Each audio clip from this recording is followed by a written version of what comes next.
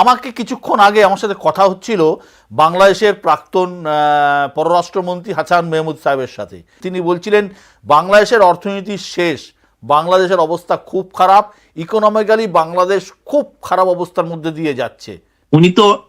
উনি যখন তথ্যমন্ত্রী ছিলেন তখন তাকে সবাই বলতো মিনিস্টার অফ ডিসইনফরমেশন, এবং উনি জোর জার করে লবিং করে ফরেন মিনিস্টারও হয়েছিলেন। যে অথচ উনি মানে দেখা যেত যে ফরেন মিনিস্ট্রির কাজ বাদ দিয়ে পলিটিক্যাল কথাবার্তা বলতেন।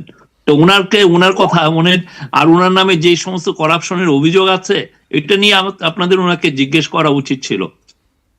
আমি যেটা বলতে পারি আপনাকে ডেটটা দেখিয়ে, যে বাংলাদেশের আপনি এক্সপোর্টের কথা ধরেন, এক্সপোর্ট বাংলাদেশে একটা বড় ফ্যাক্টর যে আমার ইকোনমি কেমন চলছে সেটার একটা বেঞ্চমার্ক।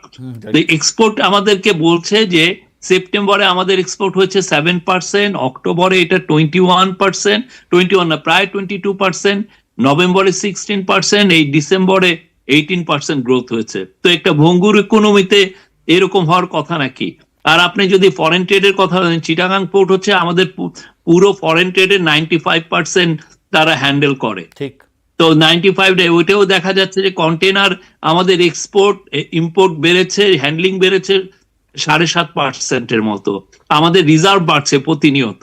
আমাদের টাকা, যেটা ওনাদের আমলে ক্রমান্বয়ে ডিভ্যালুয়েশন হচ্ছিল, টাকা একটা স্ট্যাবল জায়গায় আছে। ম্যাক্রো ইকোনমিক স্ট্যাবিলিটি আমাদের ফিরে আসছে, ব্যাংকিং সেক্টরে হেলথ একটা ফিরে এসছে। এবং আপনি যদি IMF ওয়ার্ল্ড ব্যাংকের রিপোর্ট গুলো পড়েন, আপনি আরো ইন্ডিকেশন গুলো পাবেন। এই আজকেও একটা, আমি অস্ট্রেলিয়ান গভর্নমেন্টের সাথে কাজ করতেন, IMF এখন আছেন, উনি একটা তার সাবস্ট্যাকে দিয়েছেন যে বাংলাদেশ ইকোনমি হ্যাজ বাউন্সড ব্যাক। ওনারা যে এই চুরি চামারি করে একটা চোরতন্ত্র জারি করে যে ইকোনমি রেখে গিয়েছিলেন, সেই জায়গা থেকে আমরা ইকোনমিটাকে আবার সচল করে এই রেলের ট্র্যাকে উঠিয়েছি।